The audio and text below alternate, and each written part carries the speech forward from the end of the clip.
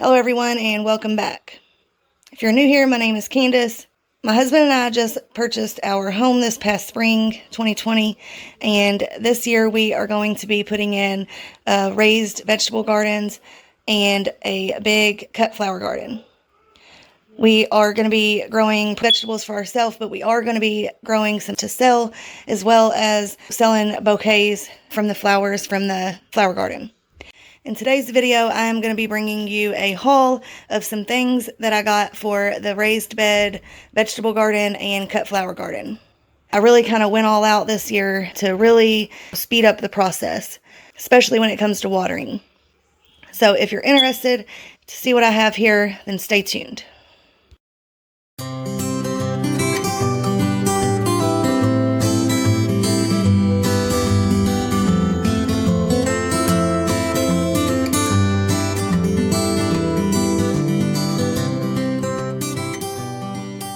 I have my 8-year-old here with me, Bailey. He is going to give me a hand because my tripod is broke. He is going to open up the first box while I talk about this. So I saw Nicole from Flower Hill Farm had one of these, and I saw this for clearance at my local big box store.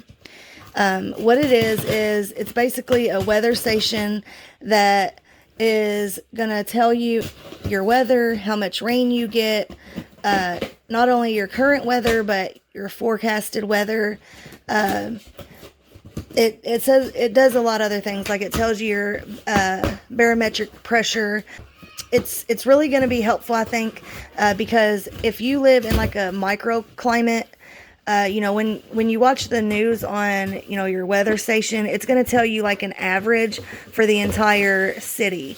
So if you live in an area with a lot of trees around, or if you live in on top of a big hill, like, Nicole does, you might be several degrees, colder. So if you think it's only going to get down to 34 degrees and it's actually going to get down to 28 in your area, then you could have a lot of flowers and crops, that aren't protected out there.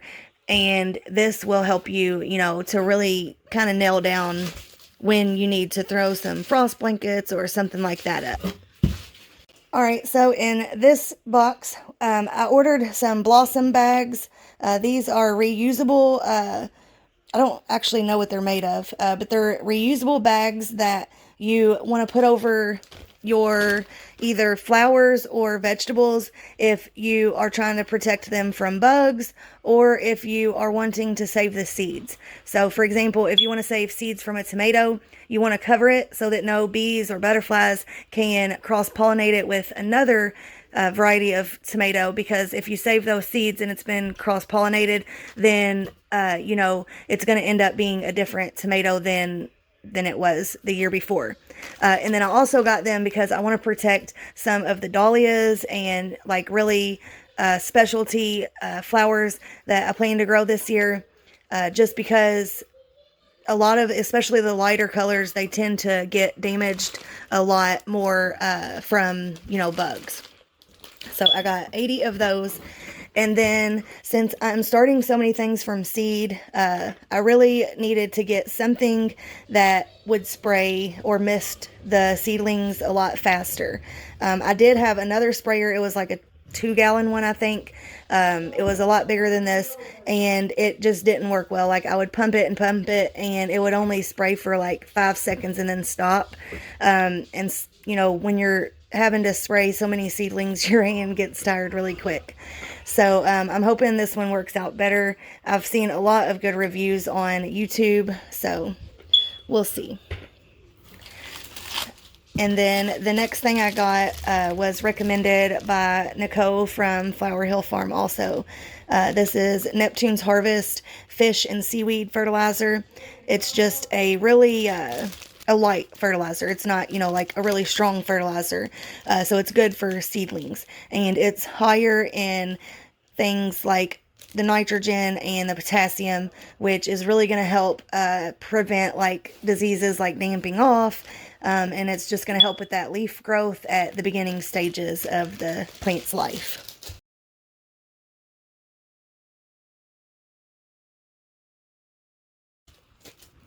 And then next, I got something that I've been wanting to get my hands on for a while now, and that is Biotone. Laura from Garden Answer, she uses this and her plants just thrive. It did help when I added plant tone and things like that, but I'm hoping that this is going to be a little bit better.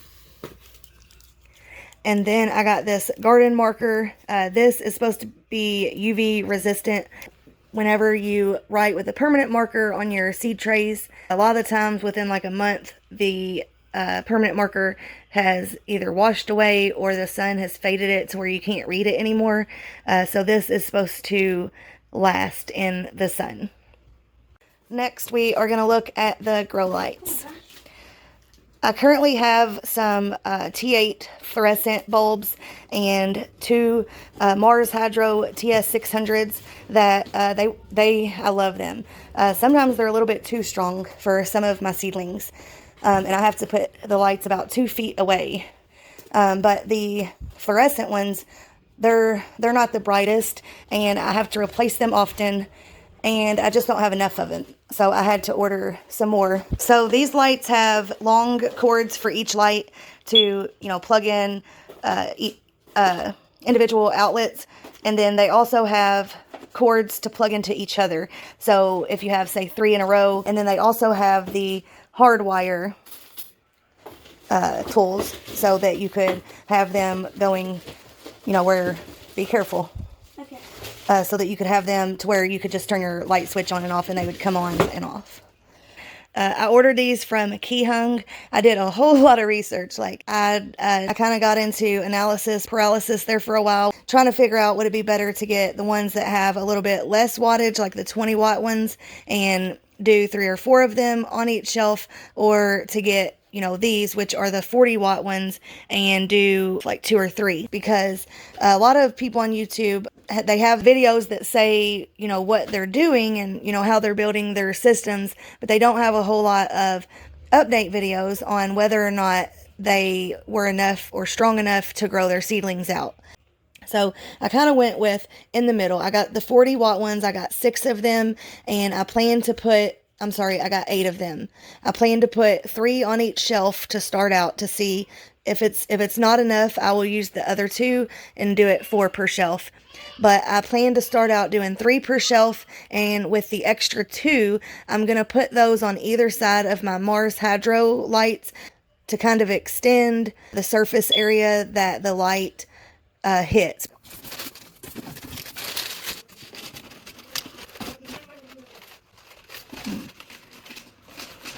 That one's cracked. So is that one. So it looks like we have a couple cracked corners, but these are, I think these are the 200 cell. And right off the bat, I will say that these are not as sturdy as they claim to be online. They said that these are sturdy enough to not use with a bottom 1020 tray, and I see this collapsing very easily once it gets soil in it. I feel like you would have to be very careful holding it, and this is very flimsy. This is like just a tad thicker than the ones that you get, like the 72 cell Jiffy ones with like the dome in the bottom tray. I also got some. Now these feel a lot sturdier.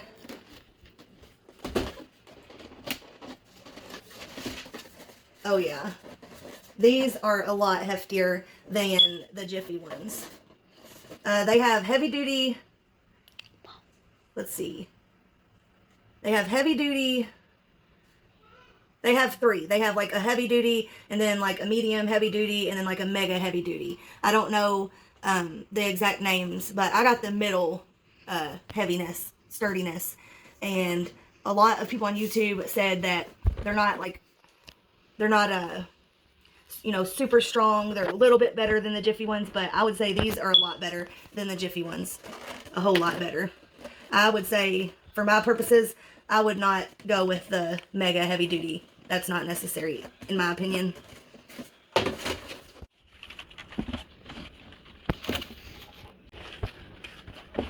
So these are the 128 cells.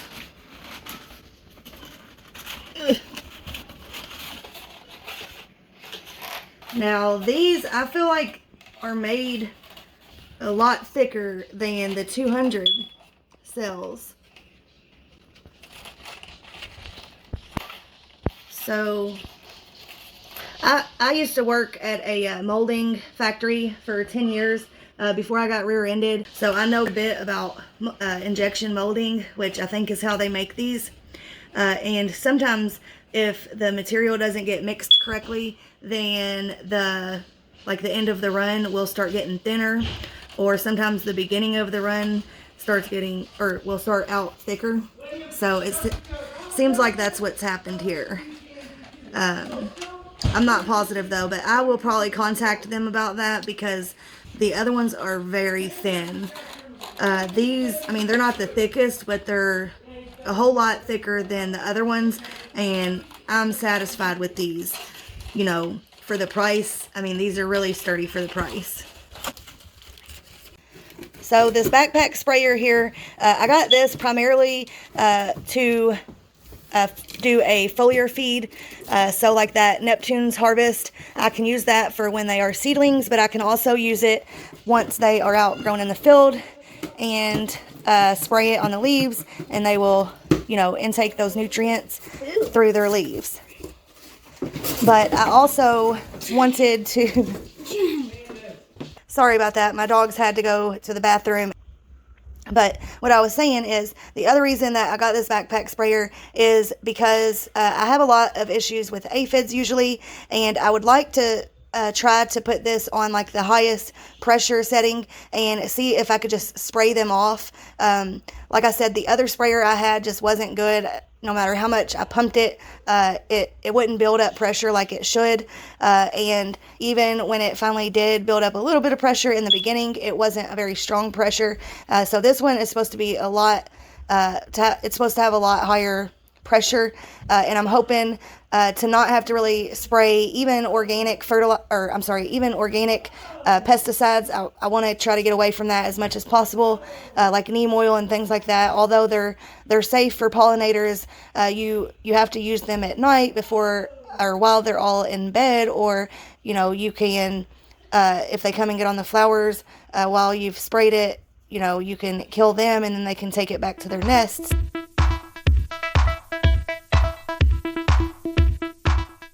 So I really want to try to get away from spraying anything at all.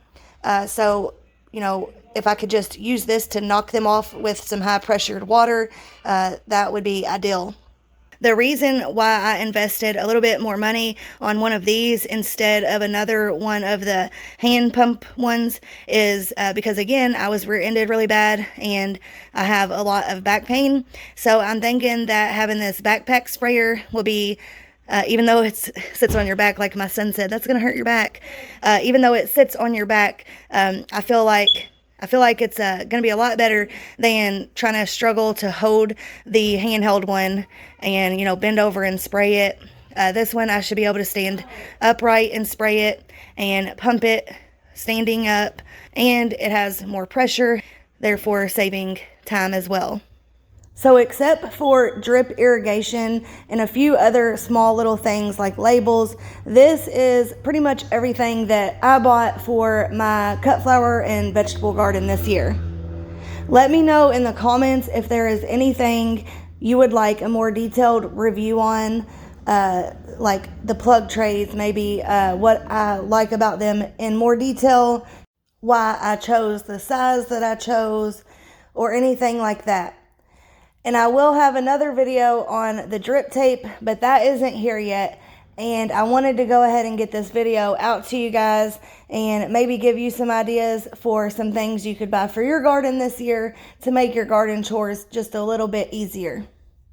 Also, if there are any other videos you would really like to see from me, whether it be about the cut flower garden, the vegetable garden, my grow light system, my seed starting system, let me know. I do plan to put out some videos about all of those things, but if there's anyone in particular that you'd like to see first, let me know in the comments. All right, guys, thank you for watching, and I will talk to you in the next one.